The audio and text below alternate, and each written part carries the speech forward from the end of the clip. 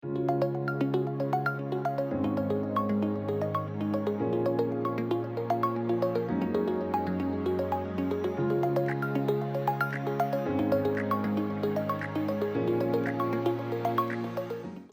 tardes con todos. Vamos a continuar con nuestras ponencias. Nos toca ahora esta mesa. Les habla la profesora Nidia Quispe. Vamos a poner en mesa el tema lineamientos de los modelos educativos no presenciales. Me toca presentar a nuestra ponente, que es la doctora Carolina Amelia Neira López.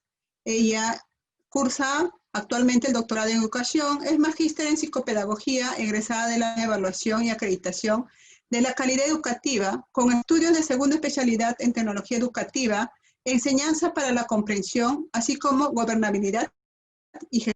Ha ocupado distintos cargos directivos ligados a la educativa, tales como directora titular de instituciones, secretaria técnica del Consejo Educativo Municipal de Ventanilla, subgerente de educación de la Municipalidad de La Molina, asesora del Consejo Nacional de Educación y jefa de la Oficina de Cooperación Técnica y Gestión Descentralizada del CINEAS.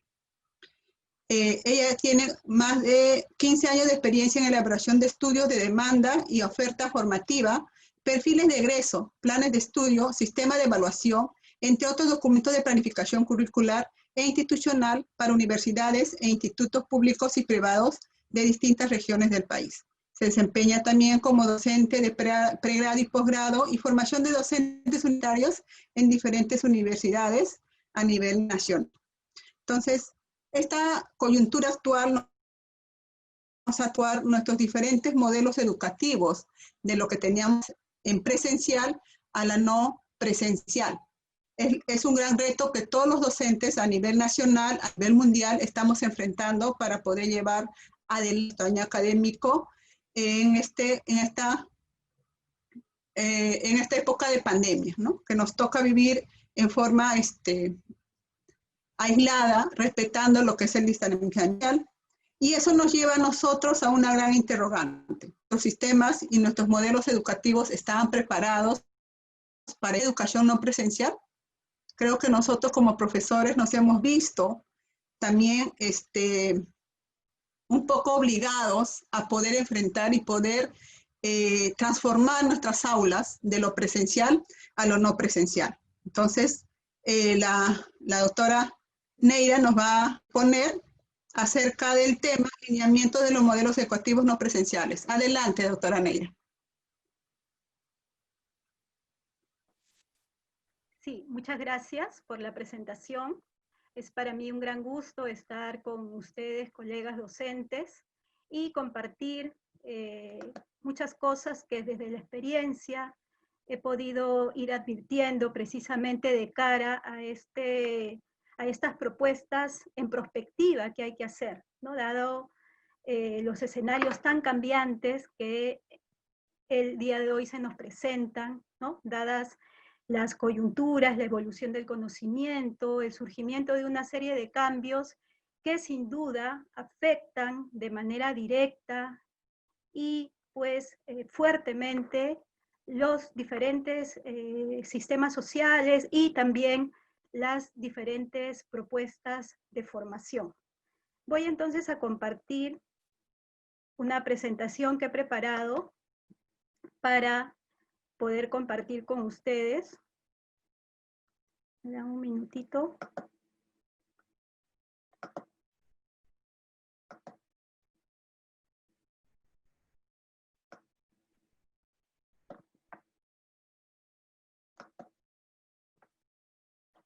Bien, espero que se esté viendo bien la presentación, ¿sí? Sí, ya se visualiza. Continúe. Perfecto, muchas gracias. Bueno, como ya lo anunciaron, el tema que se me ha pedido, sobre el cual se me ha pedido comentar, es precisamente los lineamientos de los modelos educativos dentro de este escenario que se nos presenta hoy en día de la no presencialidad.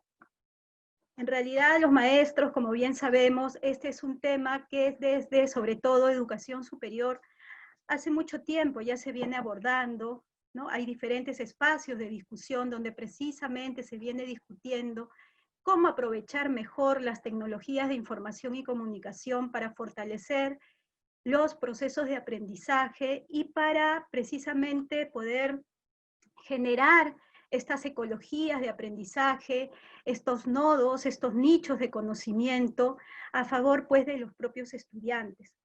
Realmente las tecnologías de información nos abren un abanico amplísimo de posibilidades de cambio y mejora de los aspectos formativos. Podríamos decir, sin embargo, que la piscina la teníamos preparada, pero muy pocos nos arriesgábamos a entrar a ella, dado que pensábamos pues que necesitábamos aprender mayores técnicas, mayor destreza, mayor dominio, y entonces casi tímidamente muchas veces entrábamos al espacio virtual y preferíamos un contacto presencial con los estudiantes, ¿no? Sin embargo, de repente alguien ha venido y nos ha lanzado a la piscina sin preguntarnos, y pues ahora en este nuevo contexto surgen una serie de preguntas que definitivamente sé que a partir de la luz de la experiencia de cada uno de los docentes van a poder ser resueltas, ¿no? Van a poder ir siendo resueltas. Y precisamente comenzamos con esta reflexión. Quizás ha llegado el momento de que con las TICs, las instituciones educativas pasen de consumir información a reconstruir el conocimiento a través de la indagación y la investigación. Y es que precisamente las TICs nos presentan una posibilidad amplia de acceder a distinta y variada información. Por supuesto, no toda ella con la confiabilidad que se esperaría, pero sí las TIC son una gran oportunidad de difusión de información confiable que además llega de la manera más oportuna a nosotros. Información de distinto tipo que la podríamos canalizar a través de distintas categorías y que de hecho abren una posibilidad también para que los estudiantes puedan navegar, profundizar, analizar, ahondar mucho más en aquellas temáticas que pueden ser de su interés dependiendo del tipo de formación profesional que están recibiendo. Tenemos entonces grandes retos en este escenario de pandemia, pero también post pandemia, porque definitivamente, y ya los especialistas lo señalan, este proceso de cambio que estamos viviendo ahora no es momentáneo, va a marcar grandemente de aquí en adelante la forma como asumimos y desarrollamos los procesos, sobre todo de educación superior, y cómo aprovechamos estas tecnologías de información y comunicación precisamente para que el estudiante pueda tener una participación más activa y pueda desarrollar cada vez más un aprendizaje autónomo, que es lo que definitivamente en un enfoque por competencias esperamos. Lo que esperamos es lograr que nuestros estudiantes progresivamente vayan adquiriendo un aprendizaje cada vez más autónomo, a través del uso de estrategias para aprender a aprender, para tener un aprendizaje a lo largo de toda la vida. Una herramienta clave para esto es precisamente el uso de las TICs. Por eso ahora cuando hablamos de aprovechar el enorme cúmulo de conocimiento que existe a través del Internet, también tenemos que hablar de competencias blandas en los estudiantes, competencias dirigidas precisamente a gestionar la información, gestionar el conocimiento, tener una actitud crítica frente a todo aquello que se le presenta, tener una adecuada capacidad de discernimiento y también, cómo no, una adecuada capacidad de análisis, síntesis, una adecuada capacidad también de indagación. Entonces son una serie también de competencias blandas que vienen asociadas precisamente a esta posibilidad de reconstrucción del conocimiento a partir de la indagación y la investigación.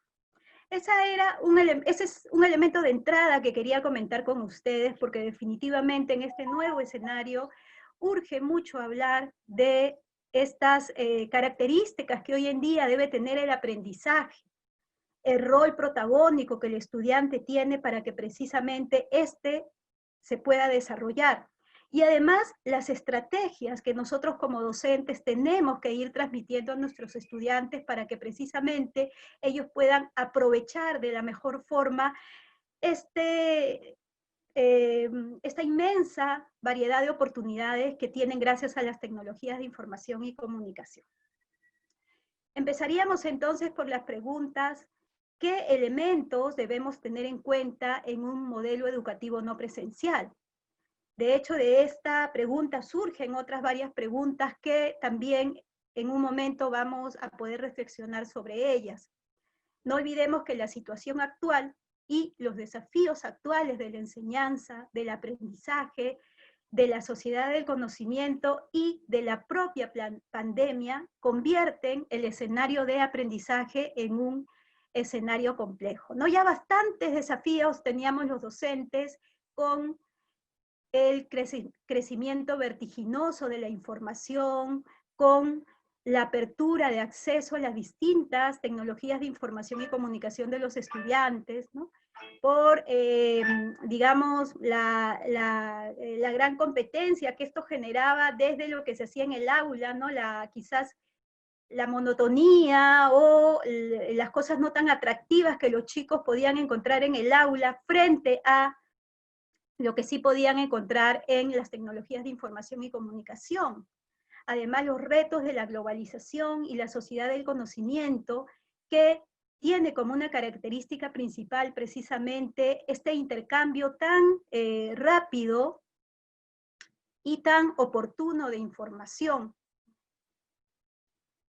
Además que conlleva pues a que los distintos estudiantes, las distintas casas de estudio puedan también empezar a pensar, a rediseñar sus escenarios formativos. Entonces teníamos una gran cantidad de demandas ahí y de repente surge la pandemia y también lo que ya avisoramos que viene en el escenario post-pandemia. Y entonces el escenario en educación se vuelve muy retador, ¿no? Porque nos trae una serie de demandas y desafíos que tendríamos que empezar a abordar. Frente a ello, yo diría que un primer elemento a tener en cuenta es mantener la centralidad puesta en los estudiantes. En el aspecto presencial, ¿no? Hoy en día, 2020, son enormes los especialistas, las teorías educativas, el propio enfoque por competencias, que nos dicen que el estudiante tiene que ser el centro de toda la acción educativa. El perfil de egreso, por eso, se constituye en educación superior en el punto de partida y el punto de llegada de toda la acción educativa, de la planificación curricular. Sin embargo, la pregunta es, ¿cómo ahora, en un entorno virtual, mantener la centralidad del estudiante y poder conservar la necesaria interacción y el necesario acompañamiento para que precisamente estos estudiantes puedan lograr sus competencias? Hay elementos entonces claves que para esto tenemos que tener en cuenta, que definitivamente tienen que formar parte de un modelo que apunte a la no presencialidad, considerando el desarrollo óptimo de las competencias en el estudiante. Vamos a ver en un momentito esos elementos más a detalle, pero quería empezar por recalcar estos elementos que continúan siendo elementos primordiales en las acciones de formación en educación superior. Por otro lado, pues tenemos también la planificación curricular por competencias y la evaluación. Eso continúa también siendo una demanda, ha sido una demanda en los escenarios presenciales y continúa siendo ahora en los no presenciales. Porque no es que la teoría educativa haya cambiado, no es que el enfoque haya cambiado, continúa siendo el mismo. Lo que tenemos que pensar ahora es desde la no presencialidad, cómo abordamos una planificación curricular por competencias y cómo continuamos garantizando que nuestro estudiante logre esas competencias, cómo las verificamos, cómo las evaluamos, cómo damos garantía de que realmente esas competencias están siendo alcanzadas. Y efectivamente, la respuesta está en la evaluación, en cómo evaluamos, en cómo llegamos a determinar que realmente el avance del estudiante está siendo un avance en progresión y un avance significativo. Esa es también una pregunta a responder en este nuevo escenario. De hecho, que ya hay respuestas que se están ensayando para esto y que no solamente se están ensayando ahora, sino desde hace muchos años y décadas atrás en los distintos sistemas educativos que ya estaban de una manera u otra priorizando el uso de las tecnologías de información en la formación. Vamos a hablar entonces también un poco de esto y de pues la claridad que se requiere en la organización y en el adecuado uso de las tecnologías de información y comunicación y en general de los recursos educativos que utilicemos. No es que la planificación deje de ser importante, no es que la organización que podamos generar en base a la planificación no sea importante, sino que ahora nuestra organización se centra en recursos y elementos virtuales. Todos estos son parte de los componentes de la tecnología educativa que debemos seguir teniendo en cuenta en un escenario no presencial y que además deberán seguirse teniendo en cuenta de aquí en perspectiva al año 2030. Lo que tenemos que hacer ahora nosotros los docentes es generar respuestas para ver cómo en este nuevo escenario continuamos promoviendo el desarrollo de las competencias en nuestro estudiante y a partir de ello, cómo continuamos verificando y garantizando que estas competencias se están logrando.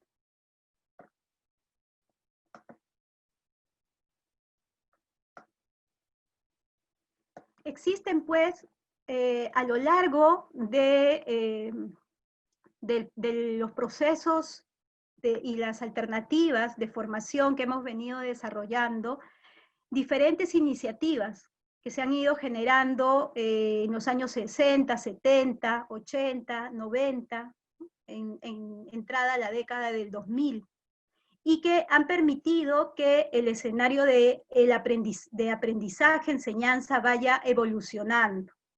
Efectivamente, probablemente en los años 60, los recursos prioritarios estaban centrados en los libros, ¿no?, en físico, ¿no?, en el docente como un experto orador, y en el estudiante como aquel personaje pues, que tenía que memorizar y aprender todo de manera precisa para poder rendir exámenes, por lo general, escritos. Esta perspectiva de sistema enseñanza-aprendizaje ha ido evolucionando con el tiempo. Gracias a la evolución de las TIC, sí, pero también gracias a la evolución de la concepción del aprendizaje y a la introducción en el escenario formativo del concepto de competencias. Sabemos nosotros los docentes que la competencia es un saber hacer en un determinado escenario, poniendo en práctica de manera integral los conocimientos conceptuales, procedimentales, actitudinales que tengamos. Este saber hacer que se pone en marcha de manera integrada está articulado de manera directa también con el saber ser, el saber relacionarse, el saber estar, el saber transformar, con habilidades que tienen que ver con precisamente el que el estudiante pueda volcar al mundo exterior todo aquello que ha podido aprender y desarrollar. Y efectivamente, entonces la gran pregunta ahora es, bueno, pero en un entorno virtual, ¿cómo hacemos que los estudiantes puedan seguirse relacionando de manera directa con su entorno y actuando sobre él? Una vez más, entonces, volvemos a lo que veíamos en la primera vista, la indagación y la investigación. ¿Pero a partir de qué? de lo que Sergio Tobón llama la identificación de los nodos problemáticos. La identificación de aquellas demandas, aquellas debilidades, aquellos desafíos que existen en el entorno y que están esperando una respuesta, sobre todo de aquellas personas que se están formando para ser futuros profesionales y que pues de hecho como tales tienen que aportar para el desarrollo de la ciencia, el conocimiento y la propia profesión. Pero por supuesto que esta demanda no está solo ahí, sino también en educación básica. El estudiante aprende haciendo a través de la resolución de problemas, pero no estamos hablando de problemas abstractos, sino problemas que se presentan en su entorno. La habilidad de nosotros los docentes está en poder identificar estos problemas que finalmente terminan siendo problemas desencadenantes de nuevos saberes, problemas que ayudan a que el estudiante pueda articular los saberes que ya trae a saberes nuevos, problemas que ayuden a cuestionar el conocimiento. ¿Por qué no? ¿Por qué los estudiantes no pueden cuestionar el conocimiento? El conocimiento no es estático y nada está escrito en piedra.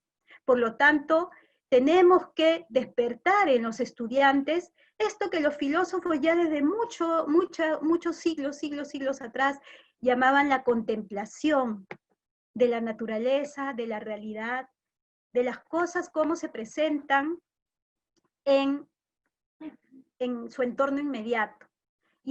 Y que a partir de ahí ellos puedan identificar qué es lo que está pasando con mi realidad, qué es lo que no está funcionando. Y a partir de eso puedan empezar a cuestionar el conocimiento, a recrear el conocimiento, como dice Edgar Morin, y a crear conocimiento. Pero como ven, esto no es estático. Esto depende de una permanente acción de despertar en el estudiante, una permanente acción reflexiva. Trabajamos entonces en el aula con la reflexión-acción. Trabajamos en el aula con la investigación formativa. La investigación se vuelve en una estrategia de aprendizaje. Una estrategia de aprendizaje donde el estudiante va a ir haciendo uso práctico del conocimiento para corroborarlo en campo, hipotetizando, contrastando, deduciendo, infiriendo, construyendo, transformando. Y es ahí cuando, pues, el estudiante va a poder alcanzar progresivamente las competencias que se esperan. Sobre todo desde lo que hoy en día conocemos como la necesidad de un pensamiento complejo, integrador, holístico, que vea la realidad como un todo, pero que a su vez comprenda sus partes, y que sobre eso se pueda actuar de manera también multidisciplinaria. Y para eso las tecnologías de información y comunicación son claves, porque ayudan a podernos contactar con distintos escenarios, distintos personajes, distintos investigadores, distintos representantes de la academia, distintas instituciones, y con ello, pues, podemos ver fortalecido el conocimiento, ¿no? ¿Por qué no pensar que nuestros estudiantes puedan discutir un determinado tema, un determinado problema que están investigando con estudiantes de Bolivia o de Colombia o de Chile que también tengan una problemática común? ¿Por qué no pensar en un proyecto integrador con estas otras facultades donde se estén formando en la misma especialidad a los estudiantes? ¿Por qué no pensar en que los resultados que tengamos de una investigación pueden ser presentados a un sector, a una entidad de investigación, a un medio de comunicación, para ver cuáles son las reacciones que sobre esto que se está generando se tiene? Así, de manera práctica, los estudiantes aprenden no solo a gestionar la información y volverla conocimiento, sino también a poderla sustentar, defender, argumentar todas estas características que hoy en día son claves para cualquier profesional y que definitivamente no se aprende de otra manera sino en la práctica, haciendo. Es así entonces que nuestro modelo, el modelo técnico-pedagógico que propone el autor Guardia, es un modelo que debería tener para el autor estos componentes. El primer componente es el componente de análisis. En este componente, en primer lugar, el docente se centra en pensar en el escenario de actuación del estudiante, en aquello para lo cual se le está preparando. Y sobre eso, ¿cuáles son las competencias que este estudiante requeriría? ¿Cuáles son las competencias que el perfil de egreso me está planteando? Es sobre este análisis del entorno y de las competencias que el estudiante va a tener. De hecho, que a mayor profundidad de análisis, mayor reflexión del estudiante y mayor también capacidad propositiva que pueda tener a la hora de plantear sus acciones formativas, ¿no? Entonces, este punto de partida es muy importante. Cuando hablamos de planificación curricular a nivel micro, ya de aula, tenemos que hablar de tener mucha claridad en con qué parte del perfil del egreso yo voy a contribuir a través de mi asignatura, de mi módulo de información, de mi proyecto. ¿Con qué parte yo voy a contribuir? Y cómo eso se engarza con el desarrollo profesional, con el desarrollo de la sociedad, con las demandas de la población, etc. Eso es muy importante. Me ayuda a ubicarme en el escenario y a saber cuáles son mis demandas. Ojo, que también esto, como lo señala Edgar Morin, habría que hacerlo en perspectiva, porque vivimos en un escenario cambiante. Vivimos en medio de lo que Edgar Morin llama la incertidumbre, y tenemos que aprender a convivir con esta incertidumbre. Por lo tanto, cuando hablamos de un escenario educativo pensado al 2030, también tenemos que hablar, pues, de pensar la educación no solo para ahora, sino también para el mañana que viene, para que nuestros estudiantes tengan las competencias necesarias que les permitan asumir los retos del futuro. Hablamos entonces de analizar también el escenario de incertidumbre que afrontamos. Una vez habiendo hecho este análisis, ya podemos pasar a la parte de la planificación. Y en la parte de planificación, nosotros como docentes tenemos que pensar en efectivamente, a partir de estos retos que me está planteando, el análisis que he podido hacer del entorno y las competencias, ¿qué acciones serían las necesarias desarrollar para garantizar que mi estudiante efectivamente pueda lograr esas competencias? Una vez más, todo gira en torno a las competencias del estudiante. De manera, pensando en el hoy y pensando en prospectiva. Pues, habiendo definido estas actividades, pensado en cuáles serían estas actividades claves que podríamos trabajar con nuestros estudiantes, ya podemos pasar a la etapa de diseño.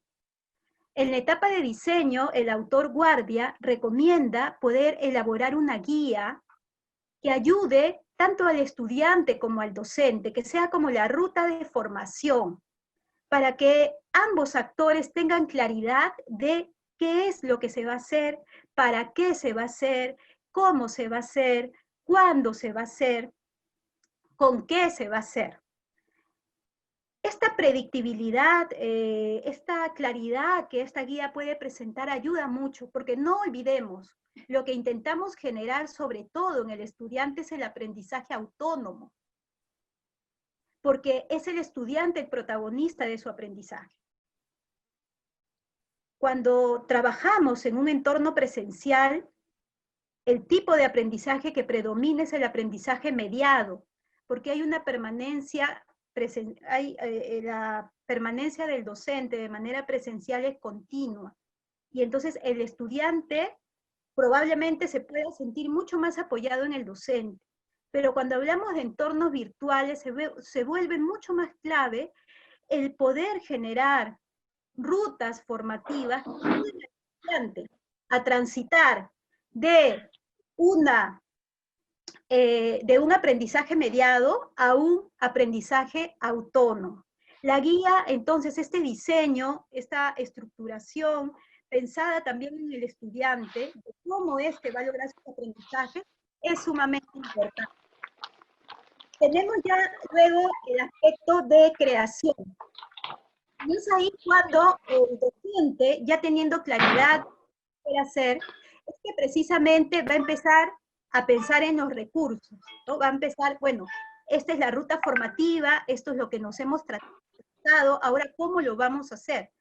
¿Cómo vamos a hacer para que esto no pierda dinamicidad, no se pierda el interés del estudiante y pues continuemos en todo momento favoreciendo las competencias de este? ¿Cómo hago para continuar manteniendo este interés en la problematización, el uso de la investigación formativa, el trabajo colaborativo, etcétera, ¿no? Esas preguntas que yo estoy mencionando, lamentablemente tengo mucho tiempo, pero esas preguntas yo quisiera, tengo poco tiempo, perdón, pero yo quisiera que tengan en cuenta esas preguntas porque son preguntas que nos tenemos que hacer a la hora de crear el escenario de aprendizaje. Ya lo hemos diseñado, ahora tenemos que crear condiciones.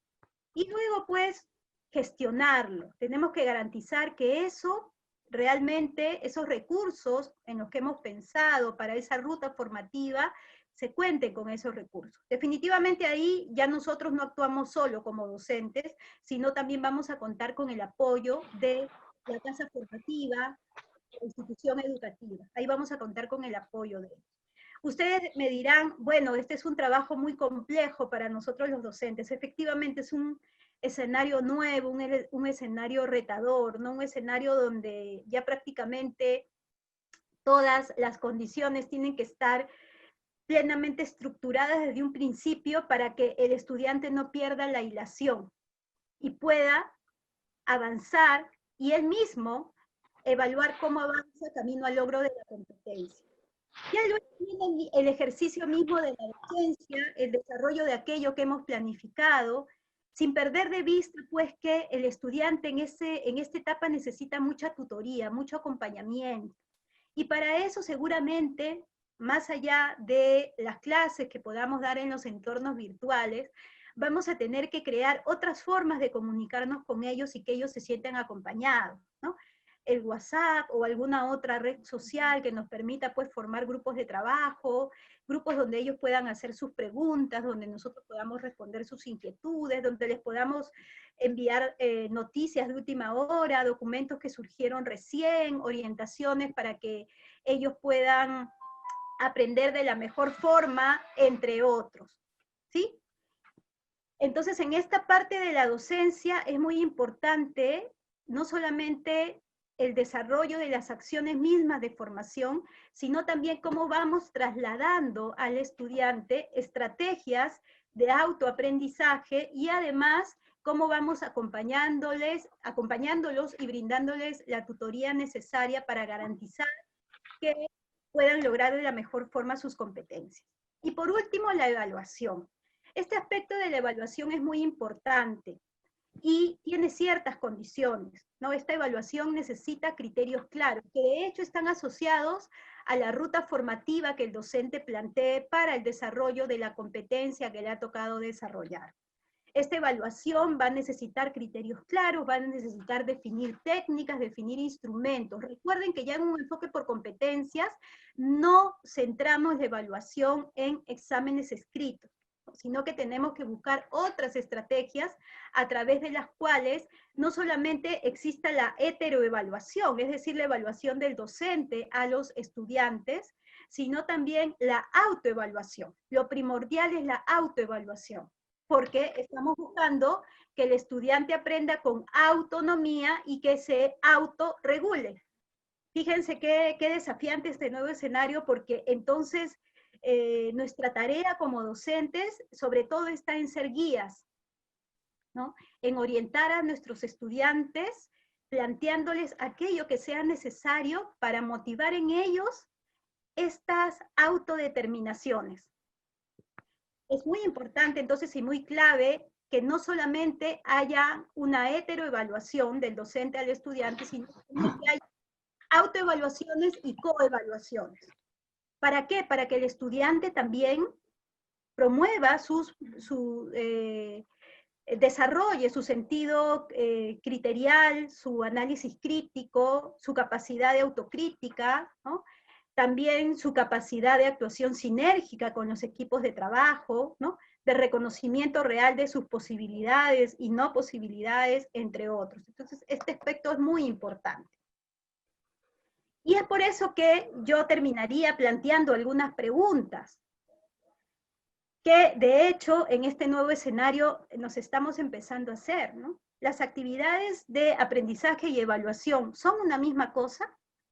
Efectivamente, las actividades de aprendizaje y evaluación en este escenario, donde se conjuga el enfoque por competencia y el uso de las TIC, tiene que ser un entramado coherente.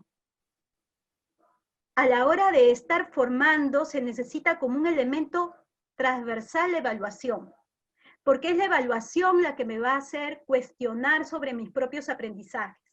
Es a través de la autoevaluación que yo voy a ir ganando autonomía en mi saber. Y es a partir de la autoevaluación que yo me voy a poder ir autorregulando. Es decir, yo voy a poder ir identificando qué tengo que mejorar en mi práctica. Y sobre eso voy a aprender cada vez de mejor forma. Y voy a ganar habilidades para aprender a lo largo de toda la vida. Entonces sí, el aprendizaje y la evaluación son un entramado, digamos, un tanto indisoluble, porque tiene que ir de la mano, sobre todo hoy en día.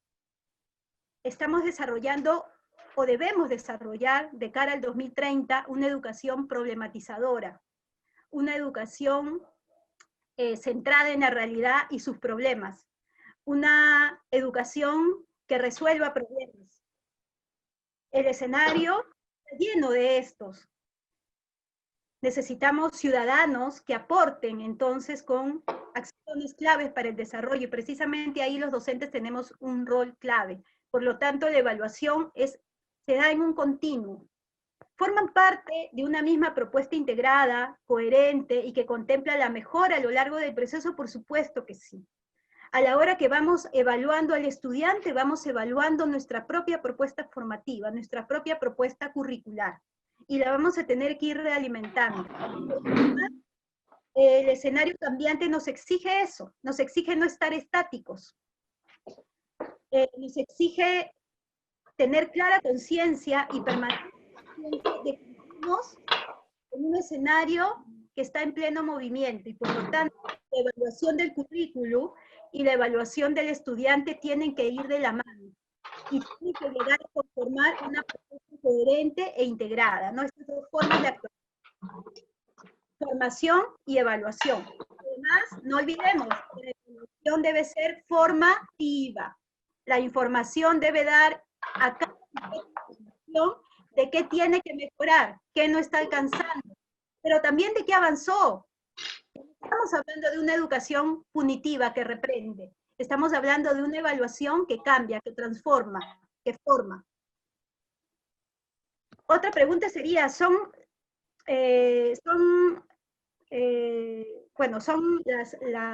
las para promover los resultados de aprendizaje, ahí faltan unas palabritas, previstos, y para generar la evidencias de valoración. Lo que estamos planteando como evaluación realmente me va a ayudar a verificar los resultados de la competencia. Ojo que estamos hablando de competencias para el ciudadano del siglo XXI, para el ciudadano que se va a desempeñar en un escenario de aquí a una década. Esa forma que estoy teniendo de evaluar esas competencias, ¿realmente va a ayudar a eso? ¿Me va a ayudar a valorar cuáles son los avances que los estudiantes están teniendo de cara a estas demandas? Otra pregunta sería, ¿son atractivas y motivadoras para los estudiantes, ¿no? Estas propuestas de formación y de evaluación ayudan a que realmente el estudiante se automotive y participe de manera plena en el aprendizaje. Recordemos que, si bien es cierto, un elemento fundamental de el aprendizaje por competencias es la automotivación y la autorregulación, se requiere que el escenario de aprendizaje esté adecuadamente diseñado, de lo más simple a lo más complejo, para que el estudiante se sienta motivado y además que este escenario de aprendizaje sea significativo y relevante. ¿Cuándo es significativo y relevante? Cuando el estudiante se ve frente a un determinado problema y ese problema, como dice Tobón, se convierte en un reto de aprendizaje, se convierte en un desafío para el estudiante, porque es algo que él siente la necesidad de resolver. Promueven un aprendizaje situado y a la vez transferible. No olvidemos lo importante del aprendizaje situado, de aprender aquí y ahora en respuesta a una realidad concreta, pero a la vez la capacidad crítica que el estudiante pueda ir desarrollando para que esa reflexión que ahora tiene pueda ser transferida a otras situaciones de aprendizaje y por lo tanto el conocimiento se pueda seguir recreando y el estudiante pueda seguir aprendiendo. ¿Hemos previsto el acompañamiento a los estudiantes? A veces los docentes nos centramos mucho en planificar cómo desarrollaremos nuestras sesiones, los materiales que van a acompañar las sesiones, etc. Pero quizás no nos detenemos un tiempo a pensar ¿y cómo vamos a acompañar a nuestros estudiantes? ¿A través de qué estrategias? ¿Con qué mecanismos? ¿Con qué instrumentos? ¿Cómo vamos a hacer que el estudiante sienta que nos tiene cerca y que realmente queremos asumir esta responsabilidad de mediar entre el propio estudiante y sus aprendizajes? Y lo mismo la retroalimentación. No es fácil. Yo también soy docente y también me enfrento a este gran reto, porque la retroalimentación, si la evaluación es formativa, la retroalimentación también tendrá que ser formativa. Pero eso demanda tiempo, demanda esfuerzo, demanda informes, respuestas, retroalimentaciones de carácter cualitativo. Pero también tenemos que sopesar eso como parte de nuestro tiempo, porque sobre todo hoy en día se vuelve particular. Probablemente nos sea más efectivo tener pequeñas reuniones con cada estudiante o con aquellos estudiantes que hemos detectado que están teniendo dificultades para adquirir los aprendizajes, o con aquellos estudiantes que nos manifiestan algún tipo de dificultad. Probablemente con ellos sea mucho más necesaria la retroalimentación. Y entonces estaremos hablando de retroalimentaciones diferenciadas, ¿no? Retroalimentaciones que podemos dar al común de estudiantes, ¿no? Que digamos están dentro del rango normal, esperado, por decirlo de alguna manera, y una retroalimentación más específica con aquellos estudiantes que nos están preocupando, ¿no? Generando con ellos sesiones virtuales o de información por distintos medios. Y bueno, también sí hemos compartido la información para que los estudiantes sepan qué estamos esperando de ellos. Recuerden que eso es sumamente importante en un enfoque por competencias y sobre todo ahora en un aprendizaje virtual donde nuestro mayor foco de atención debe estar en el desarrollo del aprendizaje autónomo de los estudiantes. Y por último, preguntarnos también sobre los criterios de evaluación, si son claros. Ojo, si estamos hablando de que queremos generar autoevaluaciones y coevaluaciones, ahí el elemento clave son los propios estudiantes. Entonces, los criterios de evaluación son comprensibles por todos. Hay estrategias que indican que lo más conveniente es generar los criterios de evaluación a partir de las competencias con los propios estudiantes, de tal manera que ellos comprendan la lógica de cada criterio de evaluación. Hemos previsto promover la autoevaluación, la coevaluación, la heteroevaluación. Hemos planteado, nos hemos preguntado si los estudiantes pueden convertirse en evaluadores y evaluadoras, porque si les estamos dando la opción de autoevaluarse y coevaluarse, es que les estamos transfiriendo también a ellos la responsabilidad de la evaluación. ¿Cómo lo vamos a hacer? ¿Cómo vamos a lograr que esto pueda ser desarrollado por los estudiantes? También hay que preguntarnos el cómo de esto, porque no basta sencillamente con darle una rúbrica, ¿no? con decirle, bueno, ahora después que terminen el trabajo en grupo, cada uno de ustedes se va a evaluar, ¿no? El estudiante tiene que comprender la importancia de esto. Sobre todo, repito, en un escenario de aprendizaje autónomo y colaborativo, y acá introduzco el término colaborativo, es súper importante, ¿no? Si bien por un lado hemos reiterado mucho la necesidad de un aprendizaje autónomo, también es indispensable el aprendizaje colaborativo en un entorno virtual. Entonces generamos trabajos en grupo, hay diferentes dinámicas para formar grupos rápidamente, para que den opinión, podemos considerar también grupos que trabajen con un mayor tiempo, que trabajen acciones de investigación, que profundicen en un determinado problema, pero ¿cómo garantizar que todos los estudiantes están participando por igual y que todos están aprendiendo de la misma manera? Probablemente una estrategia válida sea promover la coevaluación para el aprendizaje colaborativo. Sin embargo, hay que dar las pautas necesarias para que esto se pueda dar de la manera más adecuada. Lo importante para nosotros los docentes en este nuevo escenario es garantizar que nuestros estudiantes aprendan. Y para ello, pues, entonces nosotros también tenemos que empezar por plantearnos este conjunto de preguntas. Por último, hemos previsto facilitarles a los estudiantes los criterios de evaluación para que tengan claros en qué deben basar sus valoraciones. Eso también es muy importante. Estas preguntas como que nos dan una ruta de qué es lo que deberíamos hacer de cara a formar este ciudadano que al 2030 enfrente probablemente los mismos problemas que enfrente ahora y nuevos retos y desafíos también en un escenario mucho más complejo, pero también con una mayor disposición de conocimiento e información. Para terminar, solamente mencionar esta frase que me pareció muy oportuna, ¿no? La tecnología seleccionada adecuadamente puede contribuir a que el proceso de enseñanza-aprendizaje sea más rico, con mayor seguimiento, mayor interacción, dándose la información en el momento adecuado, oportuno, porque la tenemos a mano para esto. Y que esta información pueda ser suficiente y fiable. Ya no vamos a tener la barrera de que los estudiantes no tienen acceso a comprar un libro o no tienen acceso a ir a una biblioteca. La información va a estar al alcance de ellos. Lo importante es que sea información fiable, información que llegue de manera oportuna, información que analizándola ayude a desarrollar el sentido crítico de los estudiantes.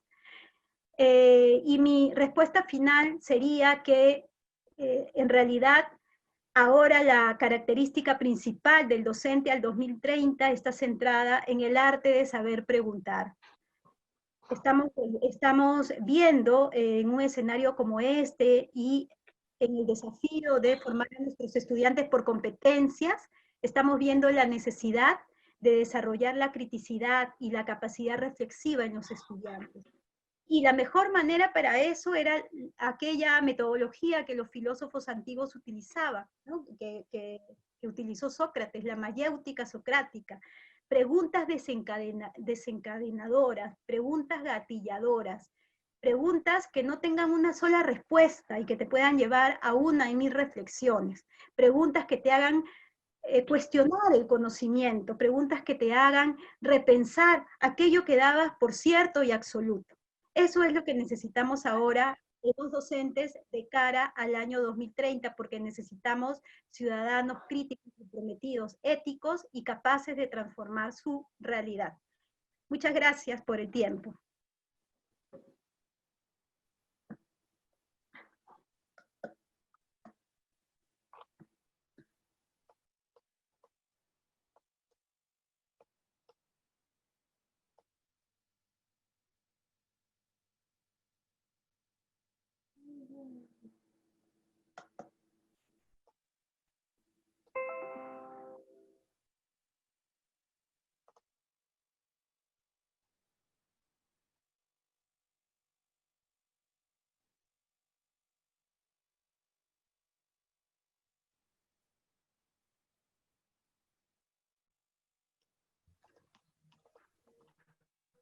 Gracias por su presentación.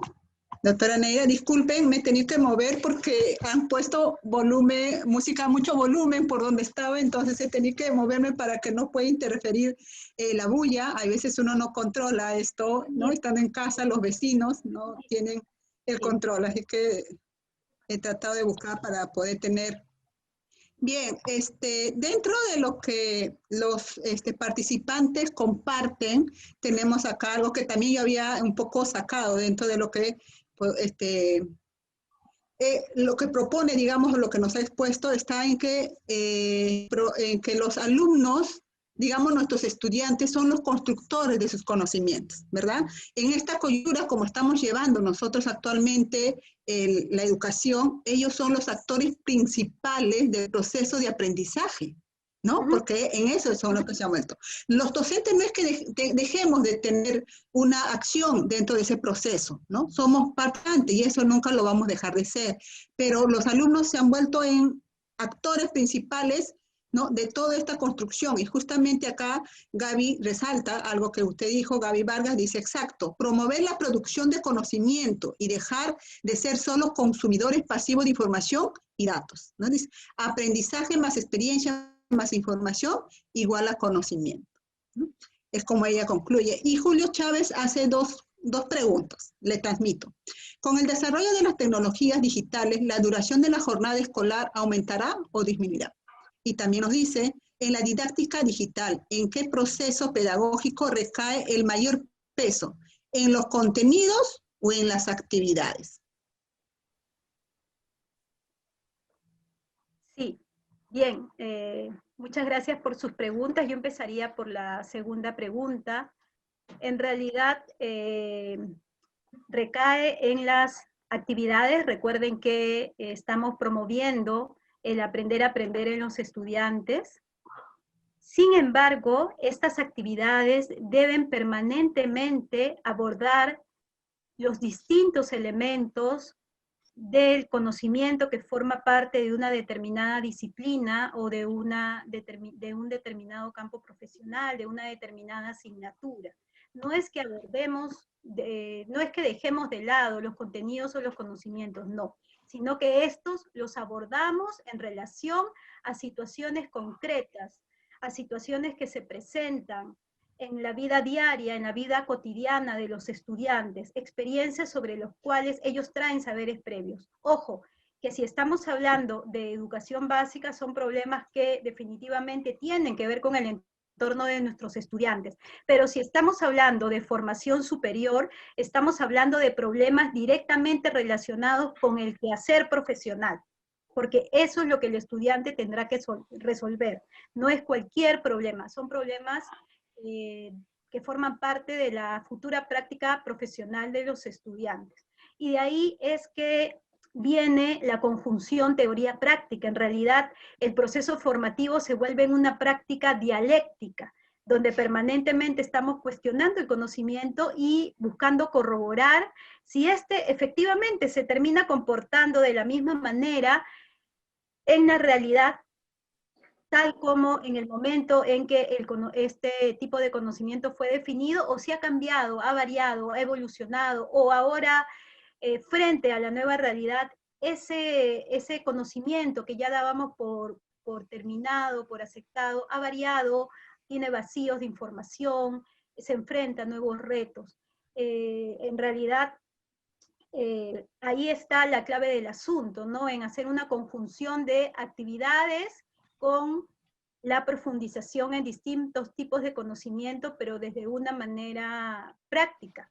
Por ejemplo, ahora que estamos en el escenario virtual, podemos generar con los estudiantes grupos colaborativos o mucho trabajo individual donde los estudiantes tengan que indagar acerca de determinadas situaciones, de determinados problemas, determinadas cosas que surjan en el entorno y que sobre eso haya que profundizar engarzándolo con el contenido propio de la disciplina.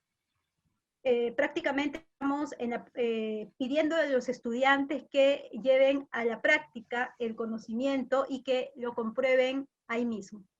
Así que por eso es bien importante continuar con este tipo de trabajo práctico, trabajo centrado en el desarrollo de capacidades y habilidades en los estudiantes. Y bueno, la otra pregunta, la primera pregunta... Sí, justo... Sí, Nidia, te escucho. Sí, sí, continúe, no se preocupe. Sí, la otra pregunta que estaba referida al tiempo, ¿no? Al tiempo que podamos dedicar a estas acciones de aprendizaje. En realidad, pues la atención que nosotros tenemos, incluidos los adultos, es muy cortita, ¿no? Y entonces podemos hablar de máximo 15 minutos que podemos estar muy atentos y de ahí ya empezamos a pensar en todo, ¿no? En todo lo que necesitamos hacer, lo que hemos hecho, lo que haremos en un futuro, etcétera. Y bueno, la atención se nos va completamente y eso nos pasa absolutamente a todos. Y mucho más probablemente a los estudiantes que hoy en día vienen con una serie de problemas y preocupaciones al aula. Entonces yo lo que recomendaría es hacer sesiones donde podamos abordar elementos claves de los conocimientos que queramos abordar en el aula y más bien luego de ahí planteemos actividades prácticas donde los estudiantes mismos ya puedan empezar a abordar el problema pues desde su propia realidad, desde su experiencia, desde el intercambio de información.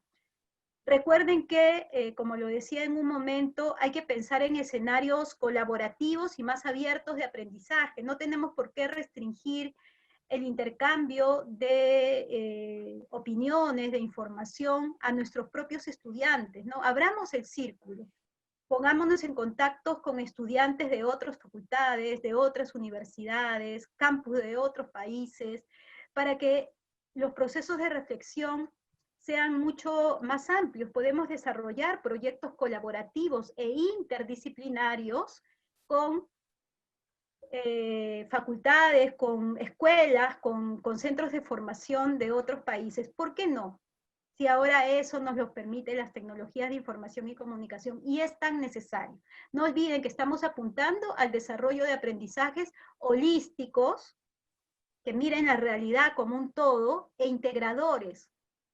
El fraccionamiento del conocimiento que antes se daba a través de abordar las asignaturas a través meramente de una disciplina es una forma de aprendizaje, de enseñanza que ya se está dejando de lado y que está siendo reemplazado por una perspectiva mucho más holística del conocimiento, de la realidad y de la transformación y de lo mucho que cada persona puede contribuir en la transformación de las realidades. Así que es muy importante la interdisciplinariedad en todos estos aspectos. Así es, doctora Neira. Justamente dentro de lo que usted también nos comentaba o nos planteaba dentro de su ponencia estaba lo que es el aprendizaje colaborativo. Nosotros justamente lo que estamos organizando esta convención en el reto que se nos presentó de llevar a cabo la educación no presencial es que hemos empezado así, ¿no? Hemos empezado a indagar, hemos investigado y a través de la mentorización, que es lo que nos impulsó el profesor Marco Sotelo, es que hemos empezado a tener un aprendizaje colaborativo entre todos los docentes y así es como hemos llegado a desarrollar y sobre todo a descubrir esas herramientas que ya conocíamos, pero que no lo aplicábamos en la educación, ¿no? Entonces ahora es cuando hemos explotado más sobre eso. Y también un tema importante que tocó son de las evaluaciones, ¿no? La evaluación, la autoevaluación, la coevaluación, ¿no? Entonces, todo eso lleva a que, como dije, ¿no? El estudiante es el actor principal de su aprendizaje. Entonces, la forma como él va a ver su avance, ¿no? Y que está llevando realmente bien este desarrollo de sus competencias y habilidades es a través de la evaluación y sobre todo de la autoevaluación. Si enfocamos en la coevaluación, si bien con la forma como estamos llevando la educación, se hacen trabajos grupales, se pueden hacer trabajos grupales, pero también parte del desarrollo de la persona está la parte social, ¿no? La parte de interacción con las demás personas. ¿La tecnología nos permite eso? Realmente, así como lo estamos llevando, nos va a permitir desarrollar todas esas habilidades cognitivas, esas habilidades sociales que nuestros estudiantes tienen que desarrollar justamente para que puedan seguir haciendo la construcción de sus conocimientos. Recuerde que cuando un profesional sale a campo, no solo tiene que tener las competencias profesionales, sino esas habilidades blandas que lo desarrollan a ellos como personas. ¿Cómo afrontamos esto en esta coyuntura? Así es, Nidia. Gracias y totalmente de acuerdo contigo, ¿no? No solamente son importantes las competencias específicas, sino también las transversales o blandas, que son vitales, pues, para, sobre todo, la relación del estudiante consigo mismo, con los demás, con su entorno, para un desempeño idóneo, como se cataloga esto desde el enfoque socioformativo. Este escenario realmente es un escenario desafiante para poder desarrollar esas habilidades sociales que el estudiante debe de tener y para el contacto de este con su realidad, ¿no? Para que no haya una desvinculación y el estudiante entre en una burbuja, ¿no? Donde pues se dedique solo a analizar contenidos que ya están dados por la ciencia y no se plantee cómo estos contenidos pueden ser usados en la práctica y para favorecer el entorno, con un alto sentido de responsabilidad social. Para eso, yo repito, lo que recomiendo es que hagamos una formación basada en problemas, como también el enfoque socioformativo nos propone. ¿Por qué es tan importante el enfoque centrado en problemas? Porque es el cable a tierra del estudiante. Es lo que al estudiante le permite precisamente reflexionar sobre su realidad y ver cómo puede actuar sobre ella. De hecho, no estamos diciendo que no se van a necesitar actividades de carácter práctico, donde el estudiante desarrolle destrezas, donde desarrolle actitudes, ¿no? Donde desarrolle formas de hacer. Eso se va a necesitar hacer, no estamos hablando de entornos 100% virtuales, hay sobre todo determinadas profesiones que sí requieren momentos de actividad práctica.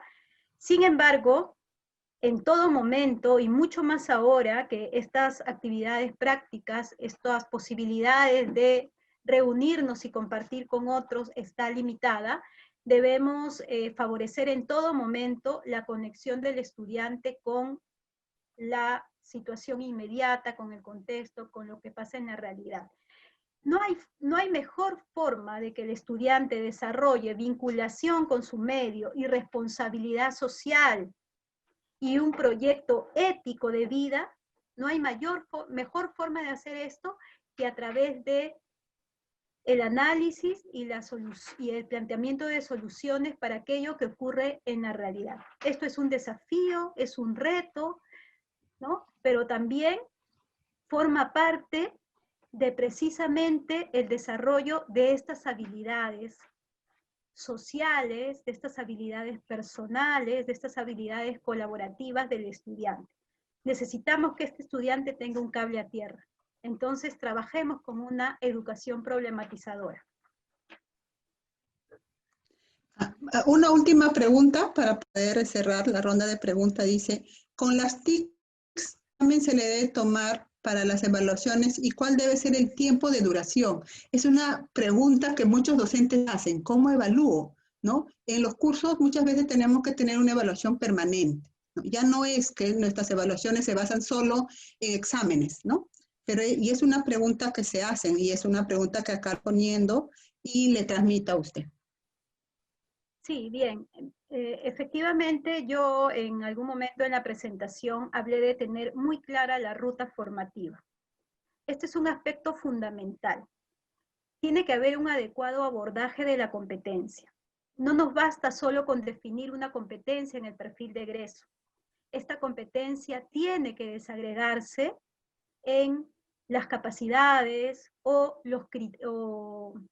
las formas, ¿no? los contenidos, los aprendizajes, los resultados de aprendizaje que esta competencia tiene que ir evidenciando en el tiempo. La competencia es un macro saber que se desarrolla en un mediano o largo plazo. No estamos hablando entonces de un ciclo o de un año de formación. Estamos hablando de un periodo más largo.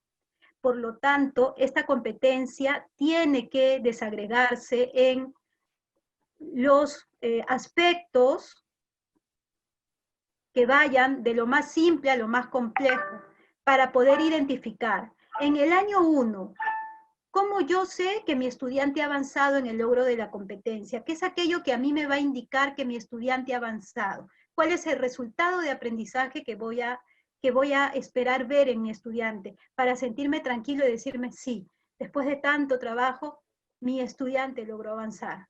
Y ya se encuentra en el primer peldaño camino al logro de su competencia.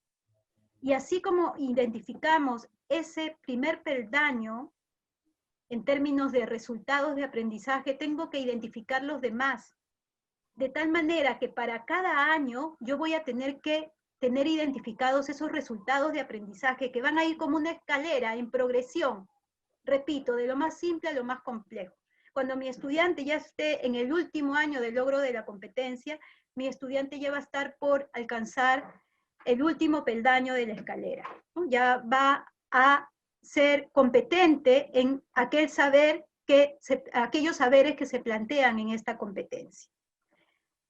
Si yo tengo esa claridad de la evolución de aprendizajes en el marco de una competencia, yo voy a poder evaluar de manera práctica, por desempeños, los avances de mis estudiantes. Recordemos que el saber hacer, el saber y el saber ser tiene que expresarse en un desempeño del estudiante. Solamente disgregamos los diferentes contenidos que el estudiante va adquiriendo a lo largo de su formación en conceptuales, procedimentales, actitudinales. Es por una cuestión meramente didáctica, pero en la práctica todos sabemos que el aprendizaje se da de manera integral y el desempeño también es integral. Entonces, cuando hablamos de competencias, estamos hablando de evaluación a través de desempeños. Y para hablar de una evaluación a través de desempeños, tengo que hablar de una evaluación a través de evidencias o productos. Y es por eso ahí que entra a tallar, por ejemplo, lo que ahora se está promoviendo mucho, que es el uso de portafolio, ¿no? Que es esta carpetita donde el estudiante va depositando todos los productos que va teniendo para que el profesor pueda evaluar la progresión que el estudiante ha tenido y si finalmente logra adquirir el resultado esperado o no. Ya no pensemos tanto en evaluaciones de carácter escrito, porque estas evaluaciones en realidad no van tanto con un enfoque por competencias, porque estamos hablando de que la competencia se demuestra haciendo, se demuestra en el desempeño, y por lo tanto lo que tenemos que evaluar son las evidencias del desempeño. Podemos sí hacer uso de alguna prueba de corroboración, pero tendría que hacer, si es que realmente nos queremos ceñir al enfoque por competencias, una prueba abierta, no objetiva, no con respuestas precolocadas en el examen, sino donde el estudiante pueda argumentar, pueda dejar clara su posición, pueda dejar clara cuál es su tesis, cuál es su aporte, cuál es su deducción. Entonces, por lo general, cuando hablamos de cuestiones de carácter escrito, para evaluar un enfoque por competencias, hablamos más bien de ensayos, de análisis críticos, de artículos de opinión, ¿no? De investigaciones que también tienen que llegar a estructurarse en documentos escritos. Y es eso lo que evaluamos de manera escrita, pero no los exámenes. Yo sé que para los docentes es un cambio muy fuerte, pero bueno, poco a poco tenemos que ir transitando a esto, porque un enfoque por competencias no